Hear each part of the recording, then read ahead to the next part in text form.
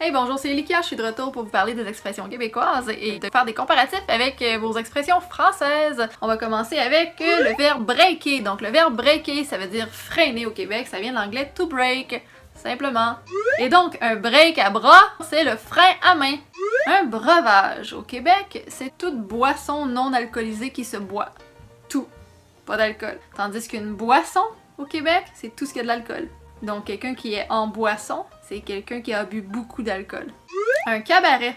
Ouais, c'est un mot que vous connaissez, mais il veut pas dire la même chose, parce que pour vous, un cabaret, c'est comme un club, c'est comme un bar, c'est comme une place pour danser. Pour nous, un cabaret, ouais, on connaît la définition de ce mot-là, mais la première définition chez nous d'un cabaret, c'est un plateau. Pour la nourriture, là. Coûter un bras puis une jambe. C'est que ça a coûté vraiment cher, là. Ça m'a presque coûté la vie, ça m'a coûté 2 membres, donc c'est vraiment dispendieux. Je suis brûlée, je suis exténuée. C'est ça que ça veut dire. On va dire souvent je suis brûlée. Ah, je suis brûlée là! C'est ça, je suis exténuée.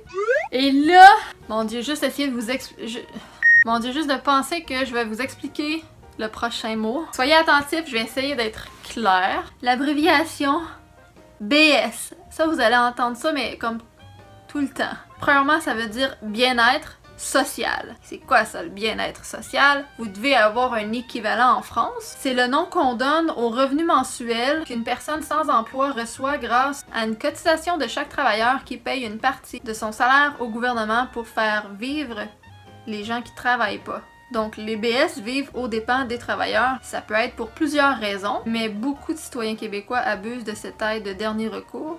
Ça, en fait, ça a été mis en place pour éviter des gens à la rue. Les BS ici ne sont pas bien vus. C'est une insulte de mettre le terme BS sur quelqu'un. Plusieurs travaillent sans déclarer, sont payés au noir en plus de récolter du BS. On peut quand même dire de quelqu'un qui est BS, même s'il possède un emploi, si cette personne agit, pense et vit comme un BS avec une qualité de vie ou des habitudes de vie médiocres. On peut aussi dire que quelque chose est BS si l'objet a peu de valeur et est de piètre qualité. Donc BS, c'est ça.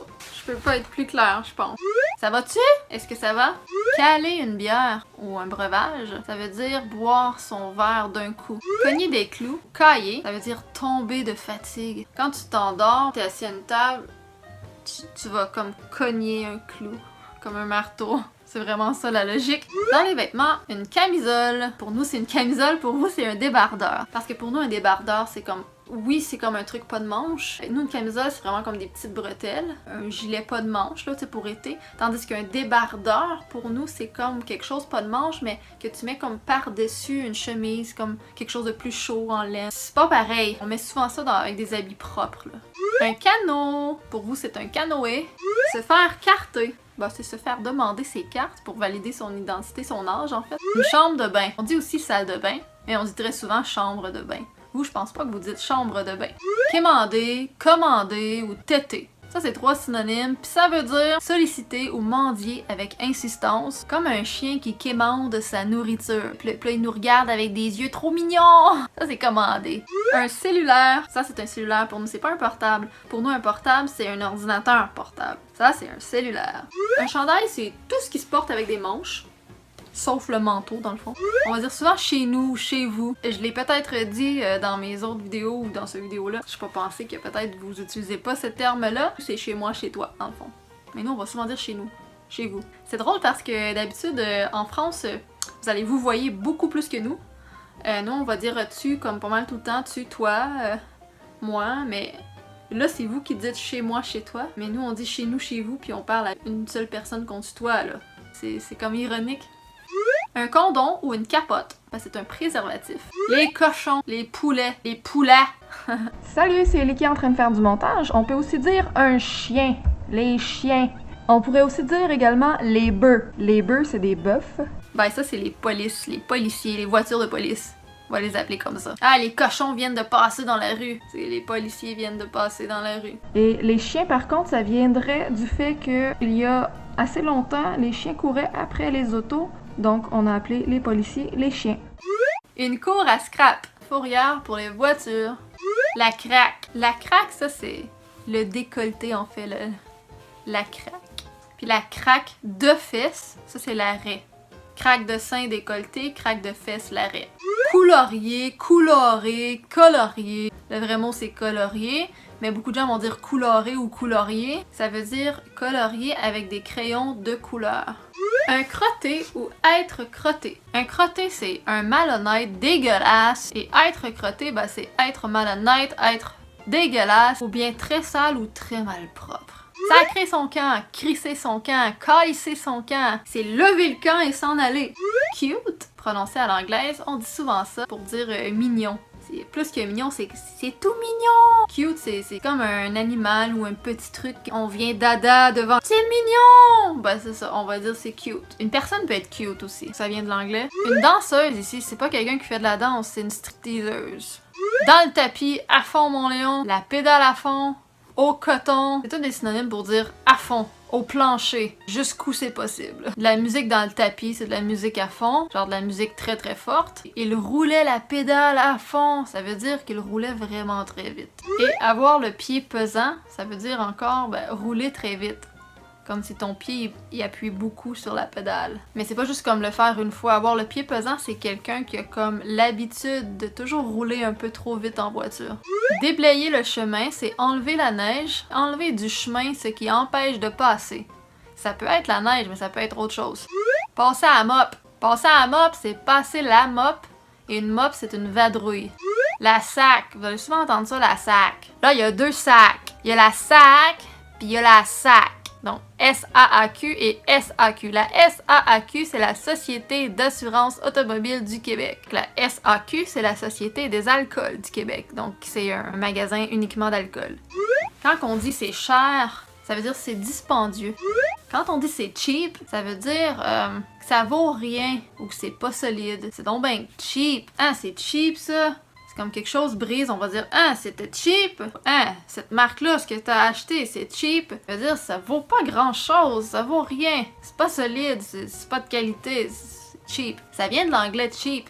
Sauf qu'en anglais, cheap, c'est positif, tandis que nous, c'est comme négatif. En anglais, cheap, c'est que t'as trouvé un bon deal, t'as pu négocier quelque chose, rapport qualité-prix excellent, tandis que t'as pas payé cher, mais ça vaut cher. C'est plus comme ça en anglais, cheap, tandis qu'en français, québécois ici, on dit cheap dans le sens de oui, t'as pas payé cher, mais ça vaut pas cher. Quand on dit hey big, souvent les gars entre eux vont s'appeler big. C'est comme et toi, et mon ami, et man. Voilà, mais vous allez entendre ça souvent ici, big. Ah, ça me fait plaisir, big. Ça me fait plaisir, mon ami. Un six-pack. Une 12, une 24. Ouais, là, je vous nomme des chiffres, mais en fond, c'est les caisses de 6 bouteilles ou canettes de bière. Donc, un 6-pack, un 6-pack, deux façons de le dire, là. C'est une caisse de 6 canettes. Une 12, c'est une caisse de 12. Et une 24, c'est une caisse de 24. Mais on va vraiment dire 6-pack, une 12, une 24. Mais avoir un 6-pack, tu peux dire j'ai un 6-pack. Je pense pas que la personne elle va penser que tu as été acheter de l'alcool. Quand tu dis avoir un 6-pack, c'est que tu as les abdos développés. T'es musclé, on voit ton 6-pack. C'est des packs, ça. D'accord? En masse. Quand on dit en masse, là, ça veut dire c'est beaucoup. C'est suffisamment. C'est suffisant. C'est quoi? En tout cas, beaucoup. Comme quelqu'un qui veut des céréales. Ah oui, prends-toi-en, j'ai du lait en masse. En masse, ça veut dire j'en ai comme vraiment assez, j'en ai suffisamment, tu peux prendre du lait. Un encan, c'est un enchère. Un encanteur, c'est celui qui anime un encan. Et la dernière expression pour cette vidéo-ci, une vente de garage. Il y en a qui disent une vente débarras, des fois j'entends ça, mais c'est rare. C'est quelqu'un qui met des objets en vente dans sa cour, chez lui, dehors. Et les gens passent et ils demandent le prix qu'ils veulent. Un vide-grenier, une brocante, c'est à un moment précis durant l'année dans chaque ville du Québec, là, approximativement, que les gens peuvent faire ça. Puis ça prend un permis à la ville si tu le fais en dehors de ces dates-là. Nous, ça s'appelle des ventes de garage. C'est comme si tu vides ton garage au lieu d'être un vide-grenier. Mais bref, ça peut s'appeler de plusieurs façons. Donc voilà, j'espère que ça vous a appris des trucs. Même si vous êtes québécois, des fois ça peut être le fun de voir c'est quoi l'équivalent français. Sinon, si vous êtes français, ça vous en fait quand même gros à apprendre. Mais regardez mes autres vidéos si vous êtes moindrement curieux. J'en ai fait vraiment beaucoup, puis il m'en reste encore quelques-uns. Et je serais heureuse de vous compter parmi mes abonnés. Donc dites-moi en commentaire, Donc dites-moi en commentaire les expressions qui vous ont fait le plus rigoler et ceux que vous saviez déjà, je serais vraiment curieuse. Abonnez-vous à ma chaîne puis allez cliquer sur la petite cloche qui va vous permettre d'avoir les notifications à chaque fois que je mets une vidéo en ligne. Là-dessus, je vous dis merci puis est-ce que vous voulez voir mon chat?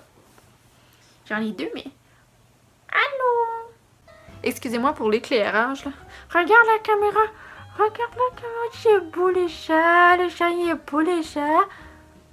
Oh oui, le chat il est bon! Bye bye, tu l'as dit! À la prochaine! Quand on montre un chat, on a toujours plus de vues!